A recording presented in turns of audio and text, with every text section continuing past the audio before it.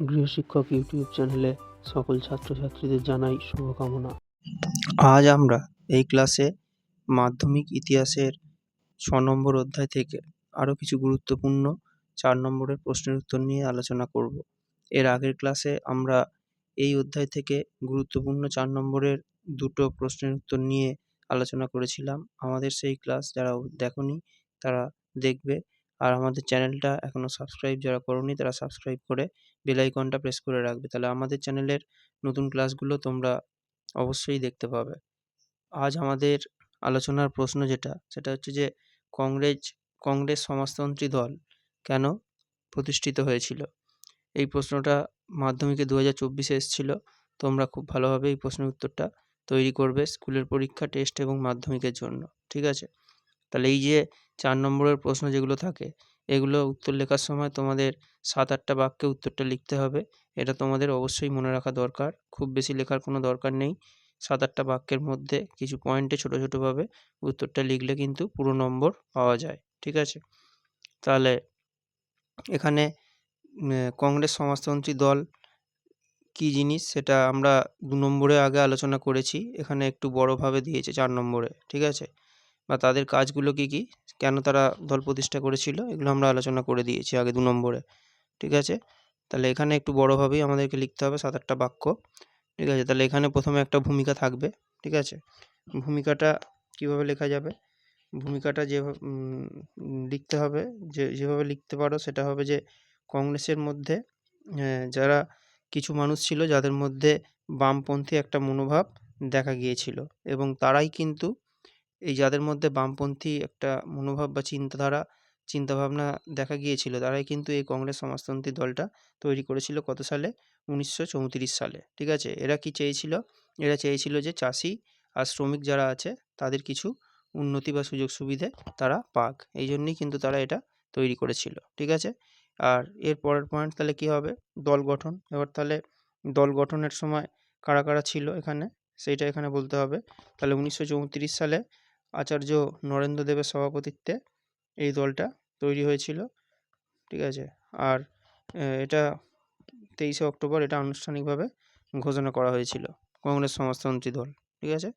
আর আরেকজন ছিলেন এখানে, তার নাম হচ্ছে জয়প্রকাশ নারায়ণ। এই নামটাও তোমরা অবশ্যই এখানে লিখবে, ঠিক আছে?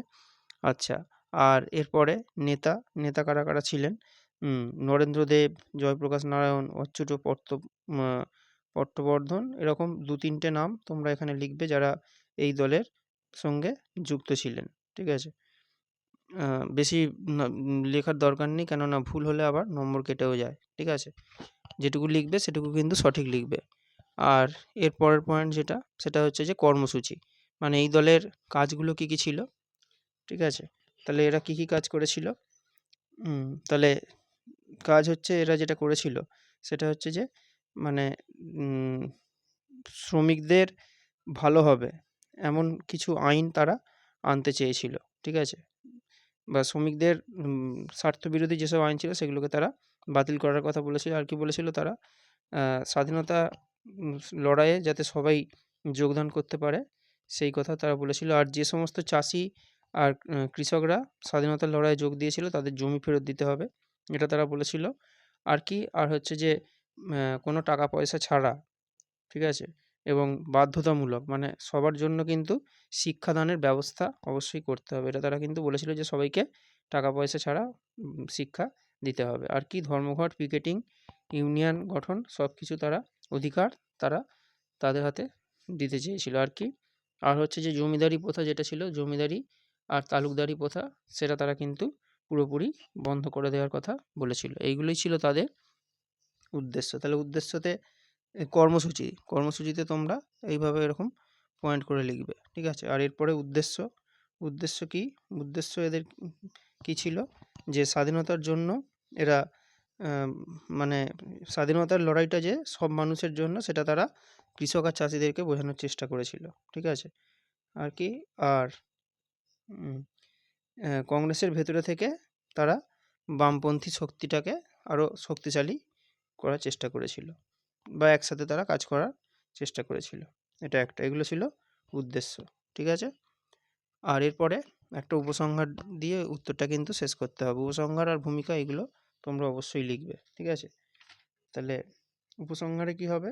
উপসংহার হচ্ছে যে এই কংগ্রেস সমাজতন্ত্রী দল এরা কী করেছিল, ভারত ছাড়ো আন্দোলনে এরা কিন্তু গুরুত্বপূর্ণ ভূমিকা গ্রহণ করেছিল, ঠিক আছে?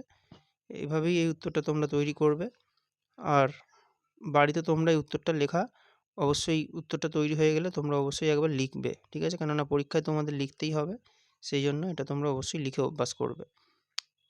আর আমাদের ক্লাস যদি ভালো লাগে অবশ্যই তোমরা লাইক করবে, কমেন্ট করবে এবং এই ক্লাস তোমরা বন্ধুদের মধ্যে শেয়ার করবে, ঠিক আছে? এরপর আমরা আরও একটা 4 নম্বরের প্রশ্নের উত্তর নিয়ে আলোচনা করব। সেটা হচ্ছে যে বারদৌলি সত্যাগ্রহ সম্পর্কে আলোচনা করো, বা এটা কেন হয়েছিল এই বিষয়ে, ঠিক আছে? তাহলে এই উত্তরটা লেখার সময়তেও কিন্তু আমরা একইভাবে আমাদের যে নিয়মে আমরা উত্তর লিখি সেরকমই ভূমিকা প্রথমে অবশ্যই থাকবে, ঠিক আছে? তাহলে এখানে বারদৌলি ছিল গুজরাটে, ঠিক আছে? তাহলে গুজরাটে সেই সময় বারদৌলি তে বা সেটা সুরাটের একটা জেলা ছিল, সেখানে চাষিরা যে 1928 সালে এই ঘটনাটা হয়েছিল, যে একটা শক্তিশালী সত্যাগ্রহ করেছিল বা একটা আন্দোলন করেছিল, সেটাই হচ্ছে যে বারদৌলি নামে পরিচিত, বা সেটাকেই বলা হয় বারদৌলি, ঠিক আছে? এবার এখানকার কেন তারা করেছিল তার কারণটা কি, এটা আমরা 2 নম্বরে পড়েছি, তাও আমাদেরকে এখানে আরেকবার বড় প্রশ্নের জন্য তো লিখতে হবে, ঠিক আছে? তাহলে কারণ কি ছিল?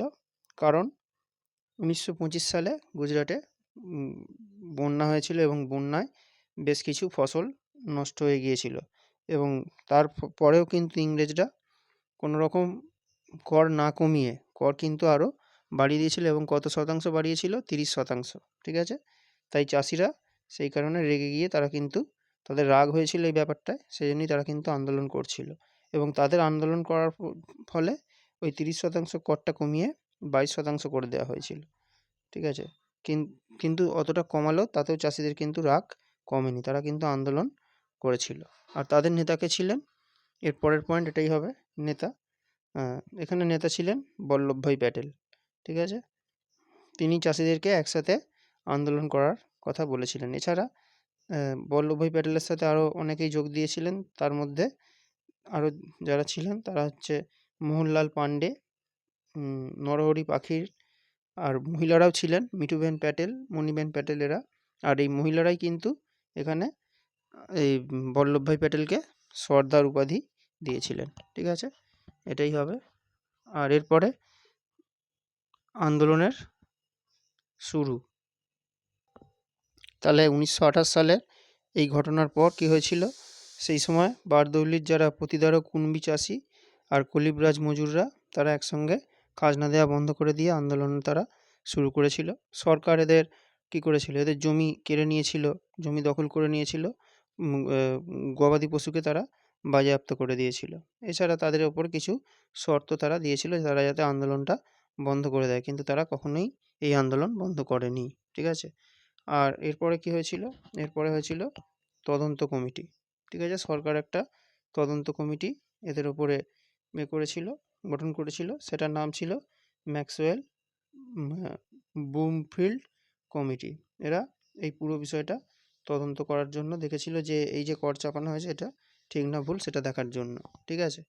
সেটা দেখার জন্য তারা একটা কমিটি করেছিল। আর এরপরে হবে শেষ পয়েন্ট, উপসংহার। তাহলে উপসংহারে কী লেখা যাবে এখানে? তাহলে বারদৌলির এই চাষিদের শক্তিশালী আন্দোলনে শেষ পর্যন্ত ইংরেজ সরকার কী হয়েছিল, তারা নিজেদের ভুলটা তারা বুঝেছিল, এবং তারা এই যে কর চাপিয়েছিল সেটা তারা কমাতে বাধ্য হয়েছিল, ঠিক আছে? তাহলে এই প্রশ্নের উত্তরটাও তোমরা বাড়িতে লিখে অভ্যাস করবে, ঠিক আছে? আর এর পরের ক্লাসে আমরা তোমাদের এরকমই আরও কিছু গুরুত্বপূর্ণ প্রশ্নের উত্তর নিয়ে আলোচনা করব।